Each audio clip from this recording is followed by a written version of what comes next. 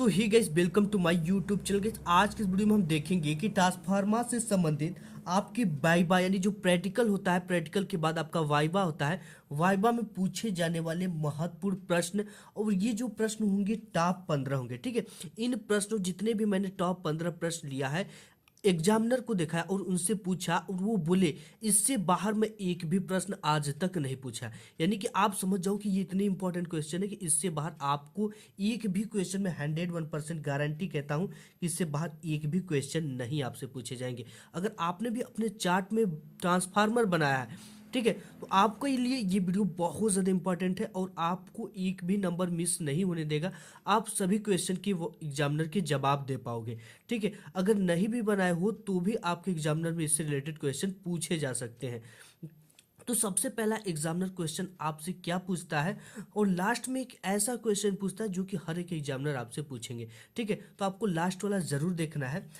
तो ट्रांसफार्मर क्या है, सबसे पहला एग्जामिनर आपसे, आपका जब चार्ट दोगे अपने एग्जामिनर को, तो यही क्वेश्चन वो पूछेगा कि ट्रांसफार्मर क्या है।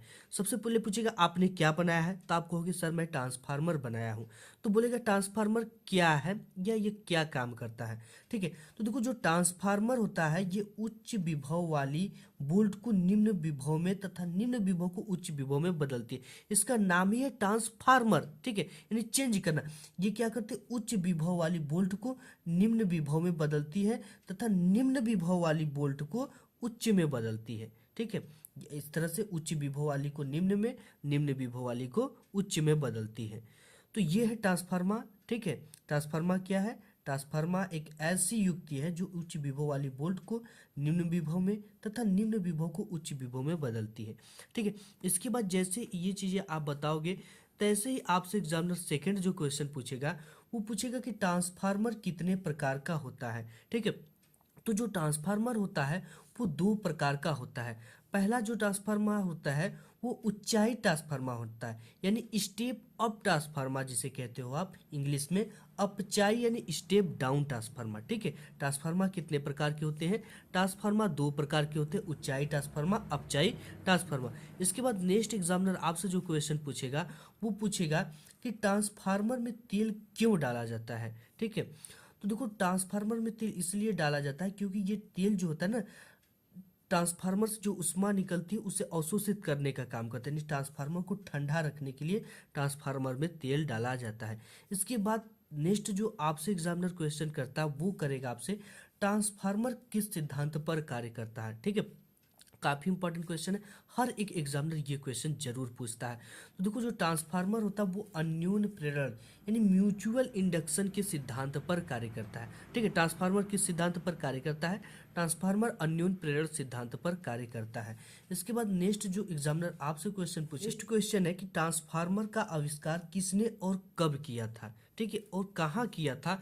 ये क्वेश्चन आपसे एग्जामिनर पूछ सकता है, ठीक है। तो ट्रांसफार्मर का आविष्कार माइकल फैराडे ने सन 1831 ईस्वी में ब्रिटेन में किया था। कहाँ किया था, ब्रिटेन में। किसने किया था, माइकल फैराडे ने। कब किया था, 1831 ईस्वी में किया था, ठीक है। तो ये क्वेश्चन भी इंपॉर्टेंट है काफ़ी। इसके बाद जो नेक्स्ट क्वेश्चन है वो आपसे पूछेगा एग्जामिनर की ट्रांसफार्मर में एक प्रकार का, मतलब कि ये क्वेश्चन यहाँ पे है इसका कि ट्रांसफार्मर में कौन सा तेल डाला जाता है, ठीक है। तो ये भी काफ़ी इंपॉर्टेंट क्वेश्चन है। ट्रांसफार्मर में एक प्रकार का पेट्रोलियम तेल डाला जाता है, ठीक है। इसके बाद नेक्स्ट जो क्वेश्चन है आपसे वो पूछा जाएगा ट्रांसफार्मर में पटलित लौह क्रोड का उपयोग क्यों किया जाता है, इसका क्या काम है, इससे पटलित ही क्यों करते हैं, ठीक है। देखो, जो भंवर धारा होती है ईडी करंट को कम करने के लिए ये पटलित लौह क्रोड का ट्रांसफार्मर में उपयोग किया जाता है, ठीक है। भंवर धारा को इंग्लिश में क्या कहते हैं, ईडी करंट। तो ईडी करंट को क्या करने के लिए, कम करने के लिए ट्रांसफार्मर में पटलित लौह क्रोड का उपयोग किया जाता है, ठीक है। इसको नहीं कम करोगे आप अगर ईडी करंट को, तो ये क्या करती है, काफी ज्यादा उष्मा का क्षय करती है, उष्मा का हानि करती है, ठीक है। इसके बाद जो नेक्स्ट क्वेश्चन आपसे एग्जामिनर पूछेगा वो पूछेगा कि ट्रांसफार्मर का उपयोग डीसी में क्यों नहीं किया जाता है, ठीक है। तो काफी इंपॉर्टेंट क्वेश्चन ये, तो इसलिए नहीं किया जाता। डीसी, डीसी का मतलब होता है ये डायरेक्ट करंट, ठीक है।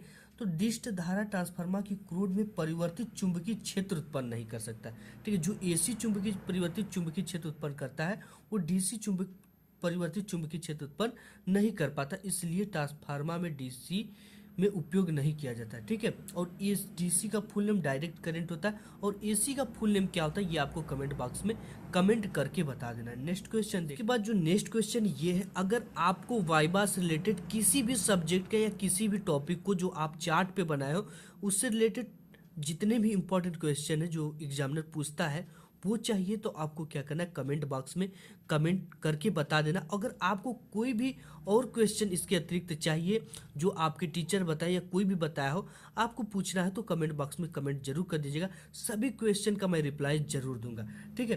ट्रांसफार्मर में डीसी सप्लाई कनेक्ट किया जाए तो क्या होगा। ट्रांसफार्मर में अगर डीसी सप्लाई कनेक्ट किया जाए तो इससे बहुत ज़्यादा क्षय होती है, जिससे कि वाइंडिंग जल जाएगा, ठीक है। नेक्स्ट क्वेश्चन है आपका इंपॉर्टेंट जो है, ट्रांसफार्मर की दक्षता के सूत्र क्या होगी। तो देखो, जो ट्रांसफार्मर की दक्षता का सूत्र होता है वो होता है eta equal V S into I S upon V P into I P, ठीक है। निर्गत शक्ति अपान निवेशी शक्ति। अब देखो यहाँ वी एस जो है वो सेकेंडरी कॉयल है और सेकेंडरी कॉयल का वोल्ट है, और आई एस जो है ये भी सेकेंडरी कॉयल का धारा है, और यहाँ पे वी पी है जो प्राइमरी कॉयल का वोल्ट है और ये प्राइमरी कॉयल का धारा है, ठीक है। तो ये इसका सूत्र होता है। इसके बाद जो नेक्स्ट क्वेश्चन आपका, ट्रांसफार्मर की दक्षता कितना होती है, ठीक है। दक्षता कितना होती है, देखो 100% से कम ही दक्षता होती है। जो आधुनिक टाइप के ट्रांसफार्मर उसमें 90% तक उसकी दक्षता हो रही है, ठीक है। यानी उसमें जो धारा की क्षय होती है, धारा की यानी उसमें कितना होती है, 10% होती है। 90% तक वो क्या होते हैं, दक्ष होते हैं, ठीक है। इसके बाद जो नेक्स्ट क्वेश्चन हर एक एग्जामिनर आपसे पूछेगा वो यही पूछता है कि आपने अभी तक अरिहंत लेक्चरर यूट्यूब चैनल को सब्सक्राइब किया कि नहीं किया। तो गाइस आज के इस वीडियो में बस इतना ही। अगर आप इन सभी टॉपिक को तैयार कर लेते हो 101% मैं फिर से पूरे गारंटी के साथ कहता हूँ कि इससे बाहर ट्रांसफार्मर से आपको बोर्ड एग्जाम में जो एग्जामिनर आते हैं एक भी क्वेश्चन इससे बाहर नहीं पूछेगा, ठीक है। तो आज की इस वीडियो में बस इतना ही। मिलूंगा एक नेक्स्ट वीडियो में, तब तक के लिए धन्यवाद।